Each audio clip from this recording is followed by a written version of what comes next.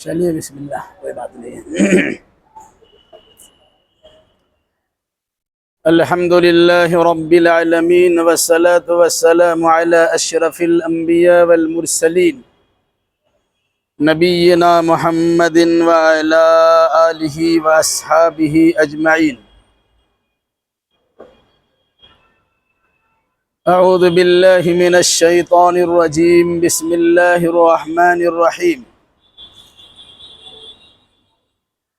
افمن وعدناہ وعدا حسنا فهو لاقیہ کمن متعناہ متاع الحیاة الدنیا ثم هو یوم القیامة من المحضرین ویوم ینادیہم فیقول این شرکائی الذین کنتم تزعمون قال الذین حق علیہم القول ربنا هؤلاء الذین اغویناہم کما غوینا تبرأنا الیک ما كانوا ایانا یعبدون۔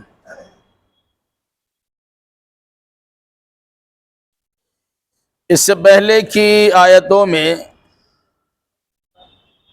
بعض ان بستیوں کا تذکرہ کیا گیا تھا جن کے مرکزی بستی میں اللہ نے نبی و رسول کو بھیجا تھا۔ جب لوگوں نے نبیوں کی مخالفت کی اور اپنی مخالفانہ رویہ پر قائم و دائم رہے تو اللہ نے ایسی بستیوں کو تباہ و برباد کر دیا۔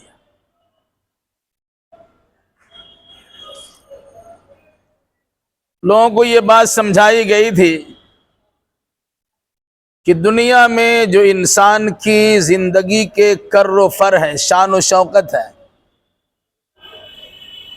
یہ در حقیقت آخرت کے مقابلے میں چند روزہ ہے۔ انسان آخرت کو فراموش کر بیٹھا ہے اور دنیاوی چیزوں پر فریفتہ ہے، اسی پر ریجھا ہوا ہے۔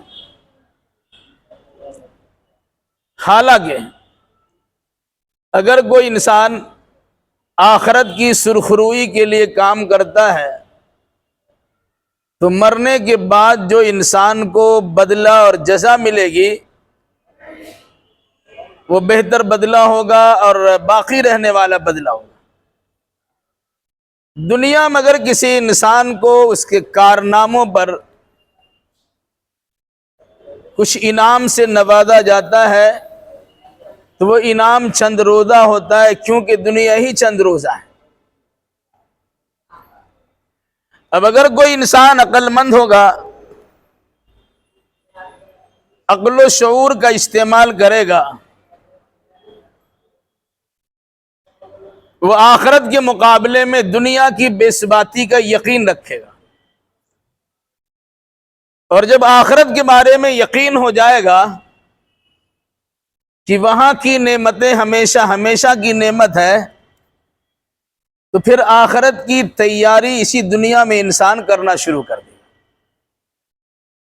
پھر آگے مزید مثال کے ذریعے بات سمجھائی گئی، افمن وعدناہ وعدا حسنا فہو لاقیہ، کیا وہ انسان جس سے ہم نے اچھا وعدہ کیا ہے اور وعدہ کے مطابق وہ چیزیں اس کو مل کے رہے گی، کیا اس شخص کی طرح ہو جائے گا کمن متعناہ متاع الحیاۃ الدنیا، جسے ہم نے دنیاوی زندگی کا تھوڑا سامان دے دیا ہے۔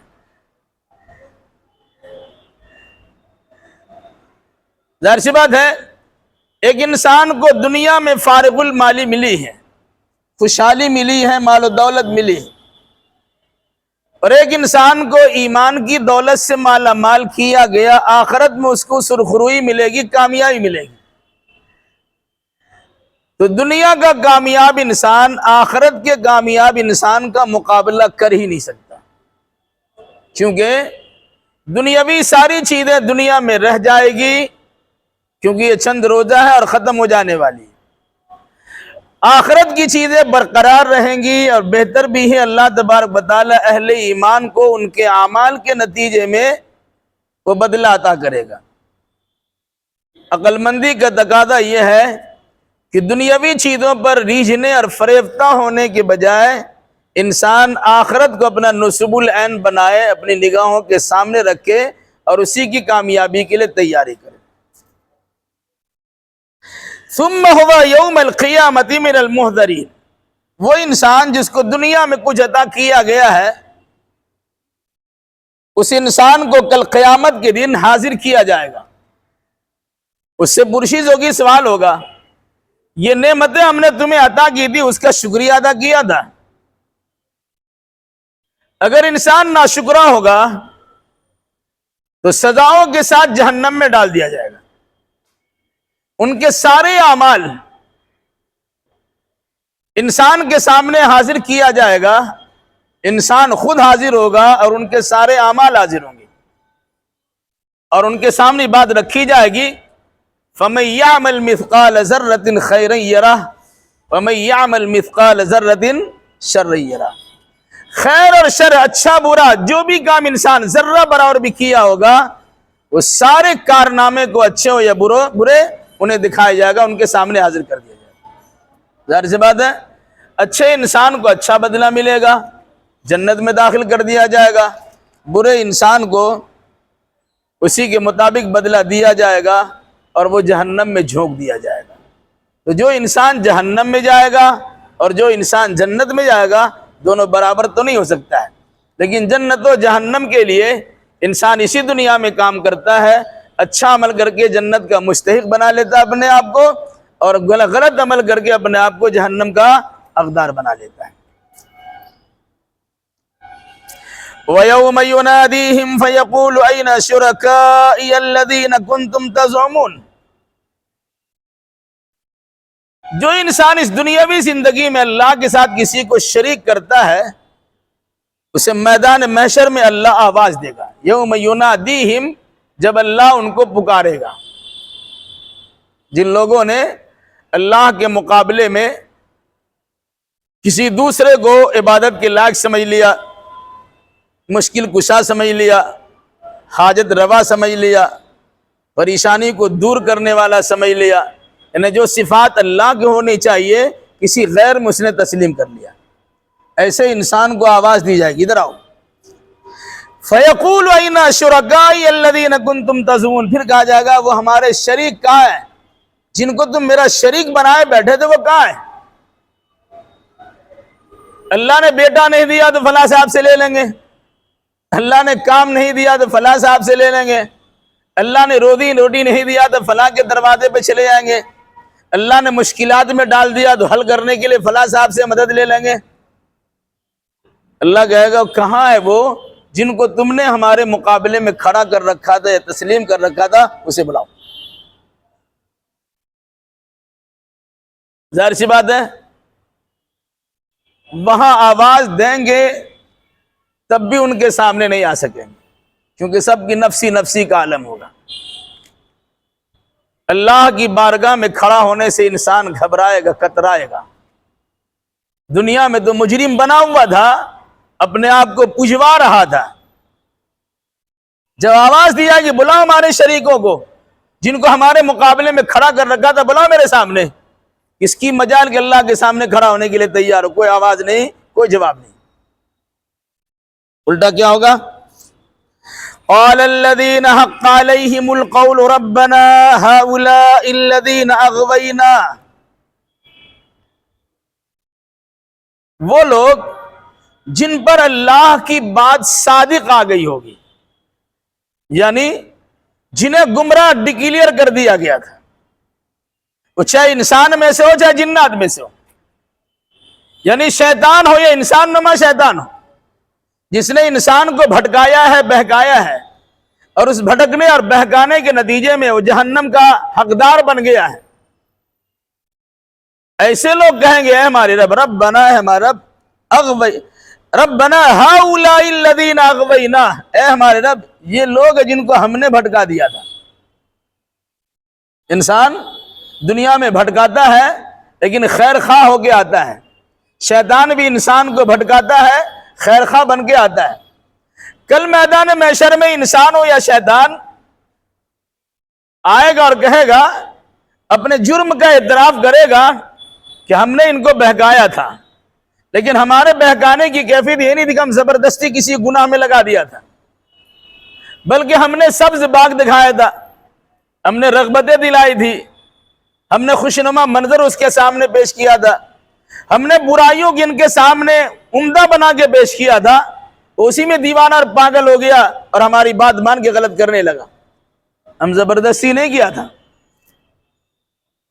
اغوینا، ہم نے انہیں گمراہ کیا. کیسے؟ اغویناہم کما غوینا، ہم نے ویسے ان کو گمراہ کر دیا جیسے ہم خود گمراہ تھے. دنیا میں گمراہ کرنے والا اپنے آپ گمراہ نہیں سمجھتا ہے، وہ ہدایت یافتہ سمجھتا ہے، اور جس کو گمراہ کرتا ہے اس کے سامنے خیر خواہ بن کے جاتا ہے، کیونکہ یہاں بڑی چال بازی چلتی ہے، کچھ بھی کر کے گزر جائے گا. لیکن میدان محشر میں جب حاضری ہوگی اس کی پکڑ ہو جائے گی، وہ دائیں بائیں تو کر ہی نہیں سکتا. تو انسان کو اپنی گمراہی کا اعتراف اور اقرار ہوگا، کہے گا ہم تو گمراہ کیے تھے، ہم کو یقین ہے. ساتھ ساتھ ہم نے گمراہ اس لیے کیا کہ ہم خود گمراہ تھے. اب اس کا معاملہ تھا، ہماری بات کیوں مانے؟ اگر ہم نے ان کو گمراہ کیا تھا تو اصلاح کرنے والے لوگ تو وہاں موجود تھے، انہوں نے اصلاح کرنے والے کی بات تو سنا نہیں، لیکن ہماری بات کو سن لیا. اس کا مطلب یہ ہے کہ گمراہ کرنے میں ہمارا ہاتھ نہیں، ان کا خود اپنا ہاتھ ہے. جب گمراہ کرنے والے ہم موجود ہیں، ہماری بات انہوں نے مان لیا، اصلاح کرنے والے لوگ موجود تھے، ان کی بات کیوں نہیں مانا؟ تو ہم نے ویسی گمراہ کر دیا جس طرح ہم خود گمراہ تھے. تبرأنا الیک، اے اللہ میں ان سے برات کا اظہار کر کے تیری طرف متوجہ ہوتا ہوں. وہاں شیطان بھی اللہ کی بارگاہ میں حاضر ہو جائے گا کہ اللہ میں نے گمراہ تو کیا تھا، اب اس سے برات کا اظہار، ہمارا اس سے کوئی رشتہ ناتا نہیں ہے، ہم تیری طرف لو لگاتے ہیں. انسان بھی جسے گمراہ کر کے رکھا ہے وہ بھی کہے گا اللہ گمراہ ہو تو گیا تھا، کر دیا تھا، اب ہمارا اس سے کوئی رشتہ ناتا نہیں ہے، ہم تیری طرف متوجہ ہوتے ہیں. اور بلکہ یہاں تک بات ہوگی ما کانوا ایانا یعبدون، یہ لوگ ہماری عبادت کا ڈھونگ رچاتے ہیں. حقیقت یہ ہے کہ یہ لوگ ہماری بھی عبادت نہیں کرتے تھے. صورتحال کیا ہے؟ ہم بات بات پر شیطان کو تانا دیتے ہیں کہ شیطان نے ہمیں بھٹکا دیا، لیکن آج کے دور کا انسان کا عالم یہ ہے کہ شیطان بھی انسان سے پناہ مانگتا ہے. بھئی اتنا تو گمراہ ہم نے نہیں کیا تھا، اتنی خرابیاں ہم نے نہیں دکھلائی تھی، اتنی برائیاں تمہارے سامنے ہم نے پیش تو نہیں کیا تھا، ہم نے تمہیں سبز باغ دکھایا تھا، آخرت کے مقابلے میں دنیاوی زندگی میں تمہیں فریفتہ کرا دیا تھا، لیکن تم تو اتنا بڑے کہ ہمارا بھی باپ بن گئے. کہتا ہے ما کانوا ایانا یعبدون، اللہ یہ لوگ ہماری عبادت نہیں کرتے تھے، من کے پجاری تھے، جن کو من میں اچھا لگتا تھا وہی کرتے تھے. ہاں بدنام تو ہم اس لیے ہوئے کہ ہم نے تھوڑا سا اس میں شیرہ لگا دیا تھا، نتیجے کے طور پر ہماری بات تھوڑی سی رہی اور اس نے اس میں کئی قدم آگے بڑھ کے حصہ لے لیا، نقصان بھی تو پڑ گیا.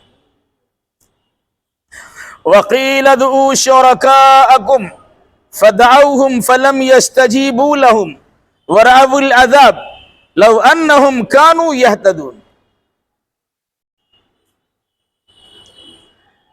اور کہا جائے گا ان لوگوں سے ادعوا شرکاءکم، ان کو بلاؤ جن کو تم نے اللہ کا شریک ٹھہرایا تھا. یہ دیوی، یہ دیوتا، یہ مورتی، یہ مجسمہ، یہ فلاں و فلاں، جن کو اللہ کے مقابلے میں تم نے سب کچھ سمجھ لیا تھا، ذرا آواز دیکھو. دنیا میں تو کہا تھا تم جو کرنا ہو کر لو، سب کچھ ہم دیکھ لیں گے. آج پیری مرید کا حال ہی ہوتا ہے، پیر صاحب کہتے ہیں جتنا کچھ کرنا ہو کر لو، سب میرے اوپر چھوڑ دو. اتنا پاورفل اپنے آپ کو دکھاتے ہیں. اور یہ وجہ ہے جو انسان کسی کا مرید بن جاتا ہے وہ سب کچھ کرتا ہے، سوچتے ہیں کہ میرا پیر صاحب کا دامن تھام لیں گے بیڑا پار ہو جائے گا. یہ بڑی ڈھٹائی کی بات ہوتی ہے. قرآن کہتا ہے کہا جائے گا ادعوا شرکاءکم، جس کو تم نے میرے شریک ٹھہرایا تھا اب ان کو پکارو. دیکھو دنیا میں تو کہا تھا ہم تمہارا کام آ جائیں گے، قبر میں کام آئیں گے، حشر میں کام آئیں گے، جہنم میں پل صراط پہ کام آئیں گے، جہنم سے نکالنے میں کام آ جائیں گے. پھر ایک مرتبہ آواز دے کے دیکھو، فدعوہم، تو یہ لوگ ان کو پکاریں گے، حضرت کہاں ہے آپ؟ دنیا میں بڑی لمبی لمبی لنترانیاں بگھارتے تھے، ذرا سامنے تو آئیے، کچھ مرادیں آپ کے سامنے رکھنی ہے، کچھ مشکلات کو حل کرنے کے لیے آپ سے باتیں کرنی ہے، ذرا تشریف لائیے. فدعوہم، لوگ پکاریں گے. فلم یستجیبوا لہم، وہ ان کی پکار کا کچھ جواب نہیں دیں گے. پکاریں گے، حضور تشریف لائیے، فلاں تشریف لائیے، مرشد صاحب تشریف لائیے، ذرا میرا مسئلہ حل کر دیجئے. وہ سنیں گے ہی نہیں، کیونکہ وہاں تو ہوں گے نہیں، اور اگر ہوں گے بھی تو نفسی نفسی کا عالم ہوگا. کل قیامت کے دن کا حال یہ ہے، سارے انبیاء نفسی نفسی کریں گے. یہ تو اللہ تبارک و تعالی محمد الرسول اللہ صلی اللہ علیہ وسلم کو اتنا بڑا مقام عطا کرے گا، جسے مقام محمود کہتے ہیں. وہاں سجدہ میں گر کر اللہ تبارک و تعالیٰ کی خوشامد کر کے منوا لیں گے. پھر اللہ کہے گا ارفع راسک یا محمد سل توتا وشفت شفا، محمد سر اٹھائیے، جو مانگنا ہو مانگیے، سفارش کرنا ہو سفارش کیجئے، آپ کی سفارش قبول کی جائے گی. یہ بہت بڑی بات ہے. باقی سارے انبیاء نفسی نفسی کریں گے. انبیاء کرام نفسی نفسی کریں گے، اور جن کا کوئی وزن نہیں ہے، وہ انسان کو دھوکہ میں دے کے رکھا ہے ہم تمہارا سب کچھ کر دیں گے. کیسے ہوگا؟ وَرَأَوُا الْعَذَابَ، اور وہیں پر دونوں عذاب دیکھ لیں گے. پیر و مرشد بھی عذاب دیکھیں گے، مرید بھی عذاب دیکھیں گے. خدا یا اللہ کے علاوہ جس کو معبود بنا کے رکھا وہ بھی عذاب دیکھ رہے ہیں، جو عبادت کرنے والا وہ بھی اپنے سامنے عذاب کو دیکھ رہے ہیں. لو انہم کانوا یہتدون، اس وقت ان کو احساس ہوگا کاش ہم دنیا میں ہدایت حاصل کر لیتے، گمراہی کے دلدل سے نکل جاتے، ہدایت کے راستے پر گامزن رہتے، تو آج یہ منہ ہم کو دیکھنے کو نہیں ملتا. لیکن وہاں پچھتانے سے کیا فائدہ ہوگا؟ انسان عمل کرتا نہیں، تیاری کرتا نہیں، ایگزام ہال میں بیٹھتا ہے، ایگزام دیتا نہیں، کاپی بھرتا نہیں، سوالوں کا جواب دیتا نہیں، اور جب رزلٹ نکلنے کی باری آئے، رزلٹ نکل رہا ہے تو سوچے گا ہم کامیاب ہو جائیں گے. اسے کیسے ہوگا؟ دنیا کام کرنے کی جگہ ہے، دارالمحنت، محنت کرنے کی جگہ ہے. بدلے کی جگہ آخرت ہے، آخرت میں بدلہ ملنا ہے، وہاں کام نہیں ہے. وہاں دیکھے گا بدلہ ہے، یا تو جنت ہے یا تو جہنم ہے. اب انسان وہاں دیکھنے کے بعد دیکھا جہنم سامنے کھڑی ہے، اس وقت میں انسان احساس کرے گا اور کہے گا کاش کی دنیا میں ہدایت پا لیتے اور صحیح رہنمائی حاصل کر لیتے، ہمارا آج اچھا ہو جاتا اور جہنم سے بچ جاتے.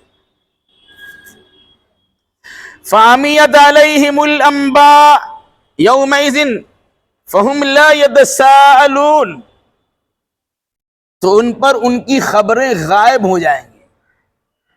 جو دنیا میں چمتکار دکھایا گیا تھا، جو دنیا میں بہت ساری ظاہری کرامتوں کے نام پر استدراج دکھایا گیا تھا، ہم ایسا کر سکتے ہیں اور ویسا کر سکتے ہیں، یہ کر دیں گے اور وہ کر دیں گے، یہ ساری چیزیں جو ان کو دکھائی گئی تھی، یہ سارے واقعات ان کے ذہن سے نکل جائیں گے.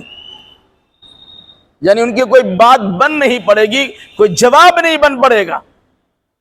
جب عذاب جہنم کو دیکھ لیں گے اور فرشتوں کے گرج کو اور اس کے ڈنڈے کو دیکھیں گے تو انسان کے ہوش ٹھکانے آ جائیں گے. پھر وہاں ان کو احساس ہوگا کاش کی دنیا میں ہدایت پا لیتے تو زیادہ اچھا ہوتا، لیکن آپ تو معاملہ ہمارے ساتھ یہ ہو گیا کہ ہم اس کا کوئی جواب بھی نہیں دے سکتے ہیں. فَهُمْ لَا يَتَسَاءَلُونَ، اور نہ اس سلسلے میں کوئی بات چیت کر سکیں گے. سب کو اپنی اپنی پڑی ہوگی. آپ خود پریشان رہیے گا، ہم خود پریشان رہیں گے، وہ الگ سے پریشان رہیں گے، وہ الگ سے پریشان رہیں گے. ابتدائی مرحلے میں اچھے برے سب پریشان رہیں گے. جب رزلٹ ملے گا پھر اچھوں کے لیے خوشی ہے اور برے لوگوں کے لیے عذاب ہی عذاب ہے. نام اعمال ملنے کے بعد انسان فیصلہ کر لے گا، کسی کو بتانے کی ضرورت نہیں پڑے گی، خود ہی فیصلہ کر لے گا کہ ہم دائیں والے ہیں کہ بائیں والے، ہم جنتی ہیں کہ جہنمی ہیں. اس وقت میں انسان سے کوئی جواب بن نہیں پڑے گا اور یہ آپس میں ایک دوسرے سے سوال جواب بھی نہیں کر سکیں گے. پھر کیا ہوگا؟ فَأَمَّا مَنْ تَابَ وَآمَنَ وَعَمِلَ صَالِحًا فَعَسَىٰ أَن يَكُونَ مِنَ الْمُفْلِحِينَ، تو جن لوگوں نے توبہ کر لیا، شرک سے، کفر سے توبہ کر لیا، بت کے پوجا کرنے سے توبہ کر لیا، اپنے ایمان کی تجدید کر لی، ایمان لے آیا، وعمل صالح، اس نے اچھا عمل بھی کیا، فَعَسَىٰ أَن يَكُونَ مِنَ الْمُفْلِحِينَ، تو قریب ہے کہ وہ کامیاب ہو جائے گا۔ کامیابی کے لیے 3 باتیں بتلائی گئی یہاں۔ پہلی بات یہ ہے کہ اپنی غلط روش، غلط حرکتوں سے توبہ کر لینا، آئندہ یہ کام نہیں کریں گے، اشک ندامت بہانا، رونا دھونا، گریوداری کرنا، آئندہ غلط نہ کرنے کا مصمم کر لینا، اللہ کی بارگاہ میں توبہ استغفار کرنا، یہ کام۔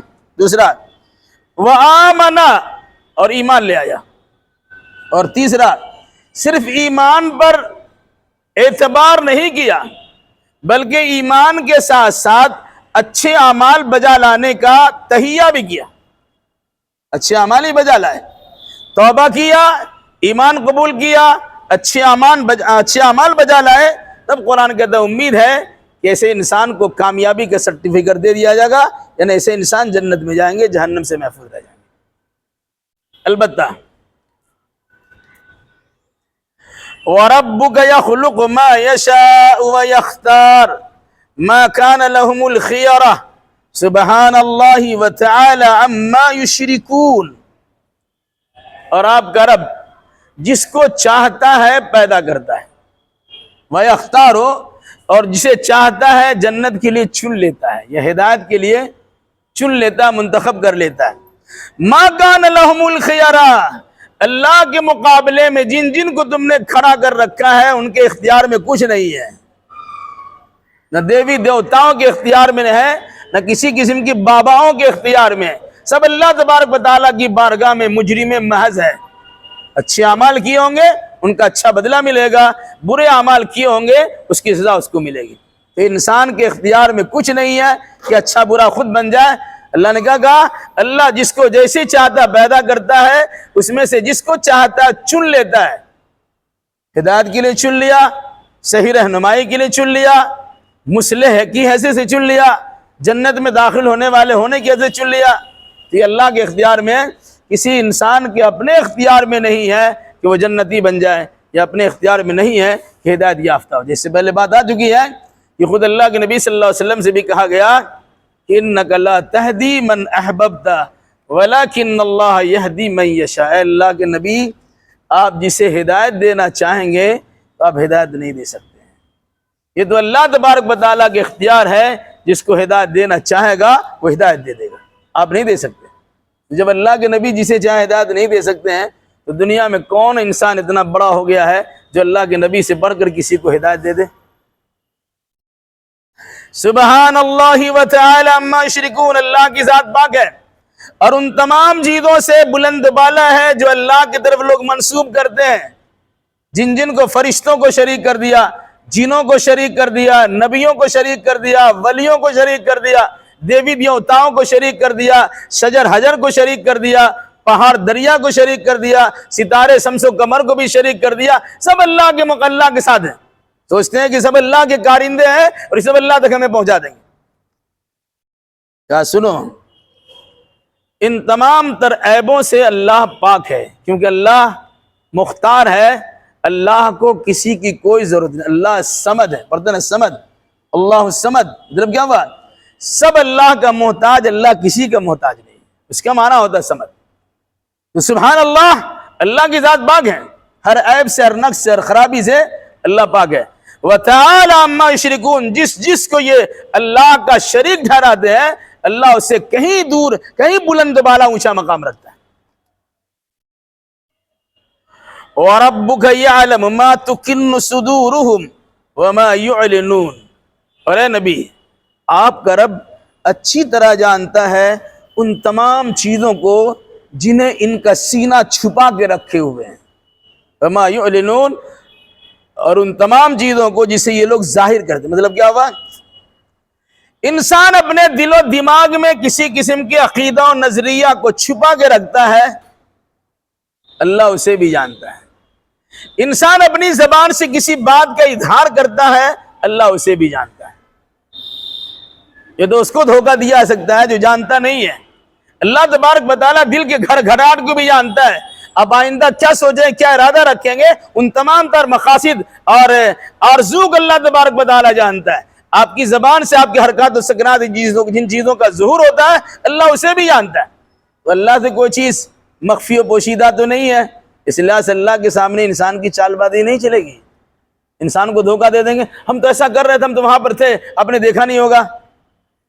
ہوتا ہے نا، ہزاروں کی بھیڑ میں کوئی دکھتا نہیں ہے، دھوکہ دیتے ہم تو وہاں پر گئے تھے، آپ ایسا ایسا کر رہے تھے نا، ہم تو وہاں پر تھے، حالانکہ تھے نہیں. اللہ کہتا ہے جو تم اپنے سینوں میں چھپا کے رکھتے ہو، جس کو اپنی زبان سے اظہار کرتے ہو، ان تمام چیزوں کو اللہ تبارک و تعالیٰ اچھی طرح جان رہا ہے. وَهُوَ اللَّهُ لَا إِلَٰهَ إِلَّا هُوَ، وہی اللہ ہے جس کی سوا عبادت کے لائق کوئی نہیں ہے، یعنی اللہ ہی عبادت کے لائق ہے. اب پڑھتے ہیں لا الہ الا اللہ، کیا معنی؟ نہیں ہے کوئی عبادت کے لائق مگر اللہ، مطلب عبادت صرف اللہ کی ہوگی، اللہ کے سوا کسی کی عبادت نہیں ہوگی. لَهُ الْحَمْدُ فِي الْأُولَى وَالْآخِرَةِ، دنیا آخرت میں اسی کی تعریف ہے، اسی کی ثنا ہے، اسی کا حمد ہے. مطلب کیا ہوا؟ تعریف کے لائق دنیا بھی اللہ ہے اور آخرت بھی اللہ ہی ہے، کیونکہ ساری کائنات کا پیدا کرنے والا اللہ ہے اور ساری کائنات کی رہنمائی کرنا، دیکھ ریکھ کرنے والا بھی اللہ رب العالمین ہے.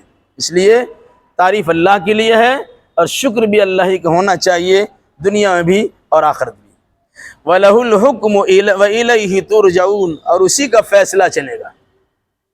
دنیا میں بہت سارے منمانی فیصلے چلاتے ہیں، اللہ نے کہا فیصلہ کرنے والا اللہ، ان الحکم الا للہ، فیصلہ تو اللہ ہی کا چلے گا. انسان لاکھ کوشش کر لے، ان کی کوششیں رائے گاہ چلی جاتی ہے. اللہ نے کسی کو حیات دینے کا ارادہ کر لیا ہے، لاکھ انسان اسے مارنا چاہے گا، مسلنا چاہے گا، رودنا چاہے گا، گولیوں کا انبار کر دے گا، لیکن اسے موت کی گھاٹ نہیں اتار سکتا، کیونکہ اللہ تبارک و تعالیٰ بچانے والا ہے. اور اگر اللہ تبارک و تعالیٰ کسی کو مار دینا چاہے، ڈاکٹروں کی پوری ٹیم موجود ہے، اس کے جسم کے ہر حصے پر انسان ڈاکٹر بن کے اس کی نگرانی کرنے پر تیار ہے، لیکن قفس عنصری سے اس کا روح کس طرح قبض ہو جاتی ہے انسان کو پتہ بھی نہیں چلتا. بعد میں جب اس کے نبض ٹھنڈے پڑ جاتے تو کہتا ہے اب یہ دنیا میں نہیں ہے. مطلب کیا ہوا کہ حکم تو اللہ کا چلتا ہے، حیات دینا چاہے گا تو کوئی مار نہیں سکتا اور موت دینا چاہے گا تو کوئی بچا نہیں سکتا. اس لیے کسی انسان پہ بھروسہ کرنے کے بجائے اللہ پہ بھروسہ کیجئے اور دندناتے پھریے، خوب اللہ کی بندگی کیجئے، اور کسی سے ڈرنے کی ضرورت نہیں ہے، نہیں اس حکومت سے ڈر ہے، نہ اس فلاں پارٹی سے خوف ہے، کچھ بات نہیں ہے. یہ سب صرف دکھانے کے لیے ہے معاملہ. اللہ تبارک و تعالیٰ کا فیصلہ نہیں ہوگا. اور اگر اللہ تبارک و تعالیٰ نے فیصلہ کر دیا، جس کو آپ نے اپنی حفاظت کے لیے رکھا ہے وہی گولی آپ کو مار دے گا. اور اگر اللہ تبارک و تعالیٰ آپ کو بچانا چاہے گا، گولی کے بوچھار آپ پر ہو جائے گی، اب وہ کچھ نہیں ہوگا، اللہ آپ کو بچا لے گا. ان الحکم الا للہ، فیصلہ تو اللہ کا چلے گا. فرمایا وَلَهُ الْحُكْمُ، فیصلہ اسی کا چلتا ہے. وَإِلَيْهِ تُرْجَعُونَ، یاد رکھو کہ پھر اسی کے پاس لوٹائے بھی جاؤ گے. یعنی انسان اللہ ہی کے پاس لوٹائے جائیں گے. مٹی سے پیدا ہوا ہے، دنیا میں زندہ رہ رہا ہے، مرنے کے بعد مٹی میں شامل ہوگا، پھر مٹی سے اٹھایا جائے گا، اللہ کی بارگاہ میں پہنچا دیا جائے گا. جب اللہ کے بارگاہ میں پہنچنا ہے تو ہمیں اللہ تک پہنچنے کے لیے اپنے آپ کو ایسے کارنامے سے جوڑنا چاہیے کہ جس کے نتیجے میں اللہ کے سامنے ہم کھڑا بھی ہو سکیں. ورنہ اگر اللہ کے ساتھ کسی کو شریک کیا ہے اور اللہ کے مقابلے میں کسی کو کھڑا کر دیا ہے تو یہ منہ اور مسور کی دال، ہم اللہ کے سامنے کھڑا ہونے کے لائق ہی نہیں ہو سکتے ہیں. سیدھا سیدھی جھونک دیا جائے گا، منہ کے بل جہنم میں جھونک دیا جائے گا. اللہ بچا ہمیں. قل ارائیتم ان جعل اللہ علیکم اللیل سرمدا الى یوم القیامہ من الہ غیر اللہ یاتیکم بضیاء افلا تسمعون. اے نبی فرما دیجئے، ارائیتم، ذرا سوچو تو صحیح، ان جعل اللہ علیکم اللیل سرمدا الى یوم القیامہ، اگر اللہ تبارک و تعالی قیامت تک کے لیے رات ہی رات بنا دیں، من الہ غیر اللہ یاتیکم بضیاء، تو اللہ کے مقابلے میں کون ایسا معبود ہے جو تمہارے سامنے دن کی روشنی لے آئے گا؟ اگر اللہ رات ہی رات رکھے تو دن کی روشنی کہاں سے لائے؟ کوئی ہے معبود؟ کسی کے اختیار میں پاور ہے کہ وہ دن لے آئے؟ نہیں لا سکتے. افلا تسمعون، کیا تمہیں سمجھ میں نہیں آتا، سنائی نہیں دیتا؟ تو اللہ نے جو باتیں تمہارے سامنے بیان، کچھ تو سنو، گو سے ہوش سے سنو. ماننے والے کان سے سنو کہ اللہ کے مقابلے میں کوئی ایسا نہیں ہے کہ اللہ رات رکھنا چاہے گا تو وہ کہے گا دن ہونا چاہیے. پھر آگے اللہ نے کہا قُلْ أَرَأَيْتُمْ إِنْ جَعَلَ اللَّهُ عَلَيْكُمُ النَّهَارَ سَرْمَدًا إِلَى يَوْمِ الْقِيَامَةِ. ذرا سوچو تو صحیح کہ اگر اللہ نے قیامت تک کے لیے دن ہی دن بنا دیا، من الہ غیر اللہ یاتیکم بلیل، تو اللہ کے مقابلے میں کون ایسا معبود جو تمہارے سامنے رات لے آئے گا تسکنون فیہ ہے جس میں تم سکون حاصل کر سکو. افلا تبصرون، کیا تجھے دکھائی نہیں دیتا، سجھائی نہیں دیتا؟ مطلب کیا ہوا؟ رات و دن اللہ تبارک و تعالیٰ کے اختیار میں. کہیں کہیں 6 مہینہ رات اور 6 مہینہ دن ہے. ان سے پوچھئے کیا ہے؟ آپ کے پاس تو 12-14 گھنٹے کے دن ہے اور 12-13 گھنٹے کی رات اس طرح سے ہو جاتی ہے. رات کا بھی مزہ لیتے ہیں، دن کا بھی مزہ لیتے ہیں.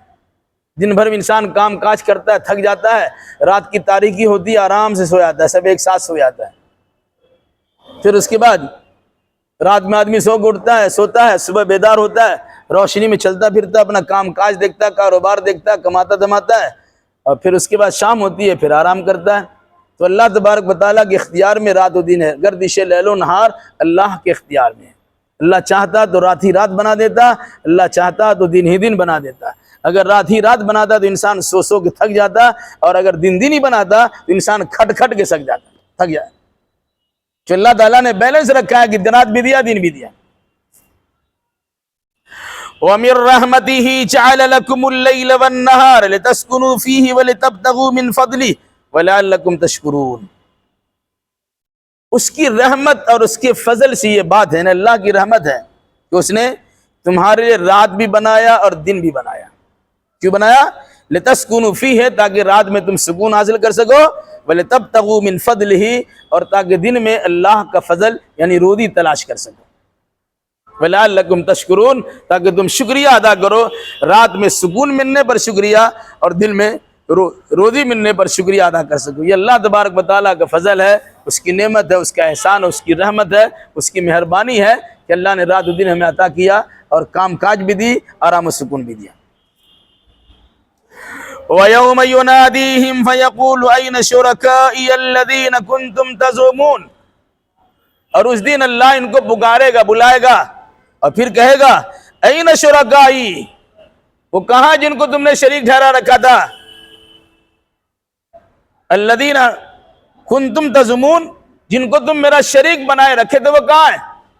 پھر اللہ تعالیٰ گویا انسان کو جھجوڑے گا، خبردار کرے گا اور کہے گا دنیا میں جن کے چکر میں پڑ کر ہماری عبادت سے غافل ہو گئے تھے انہیں ذرا بلاؤ. ظاہر سی بات ہے کوئی آنے کے لیے تیار ہی نہیں ہوگا. تو کیا ہوگا؟ وَنَزَعْنَا مِنْ كُلِّ أُمَّةٍ شَهِيدًا فَقُلْنَا هَاتُوا بُرْهَانَكُمْ فَعَلِمُوا أَنَّ الْحَقَّ لِلَّهِ وَضَلَّ عَنْهُمْ مَا كَانُوا يَفْتَرُونَ. اور ہم نکالیں گے ہر امت میں سے اس کا ایک رسول کو. اللہ نے ہر دور میں ہر امت پر ایک رسول کو بھیجا ہے تاکہ اللہ کا تعارف کرا سکے، اللہ کو پہچنوا سکے. تو اللہ کے نبی صلی اللہ علیہ وسلم جب دوسرے انبیاء کرام علیہ السلام جن کو اللہ نے نبی و رسول بنایا، ہر قوم میں سے کل قیامت کے دن نبی کو بلائے گا. آؤ میدان محشر میں سارے لوگ جمع ہیں، ان کی اصلاح کرنے کے لیے بھیجے گئے نبی اور رسول بھی ہیں. تمام نبی اور رسول کو بلایا جائے گا، پوچھا جائے گا آپ نے اپنی اپنی قوم تک میرے پیغام کو پہنچا دیا تھا؟ سب کہیں گے اللہ ہم نے پیغام پہنچا دیا تھا.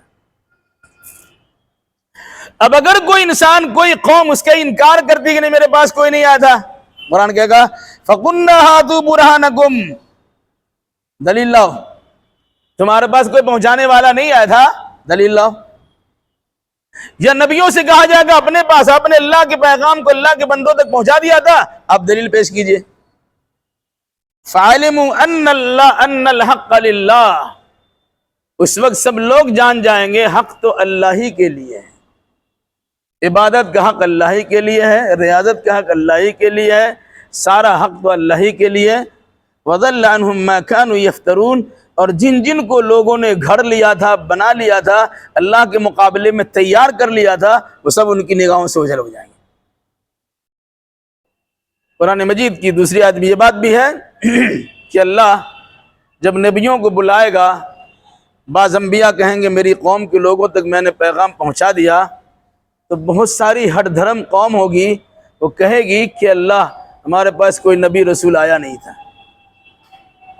تو اللہ کے نبی صلی اللہ علیہ وسلم نبیوں سے کہیں گے آپ کے پاس کوئی گواہ ہے کہ آپ نے دنیا والوں کے سامنے، امت کے سامنے پیغام پہنچا دیا تھا، کوئی گواہ آپ کے پاس ہے؟ تو انبیاء کہیں گے ہاں ہاں، امت محمدیہ کو بلائی۔ کتنا بڑا مقام ہے اللہ کے نبی صلی اللہ علیہ وسلم کی امت کا، امت محمدیہ کو بلائیے، وہ ہماری گواہی دیں گے۔ لوگ اعتراض کریں گے کہ بھائی یہ گواہی کیسے دیں گے، تو ہمارے زمانے میں تھے ہی نہیں۔ پھر اللہ کے نبی صلی اللہ علیہ وسلم کے فرمان کے مطابق، بلکہ قرآن کے اعلان کے مطابق امت محمدیہ کو کھڑا کیا جائے گا، پوچھا جائے گا کیا ان کے بارے میں تم گواہی دے سکتے ہو؟ کہ ہاں گواہی دیں گے، یہ سب اللہ کے رسول ہے، اللہ تیرے پیغام کو تیرے بندوں تک پیغام پہنچا دیا تھا، لیکن یہ لوگ ماننے کے لیے تیار نہیں۔ جب ان سے سوال ہوگا کہ آپ کیسے بتا رہے ہیں، آپ سے ہزاروں سال پہلے اس زمانہ انبیاء کا گزر چکا ہے، کہا ہمیں اللہ نے اور اللہ کے رسول نے بتلایا تھا، اس مناسبت سے ہم یقین کرتے اللہ کے رسول کی بات پر کہ نبیوں نے پیغام کو پہنچا دیا تھا۔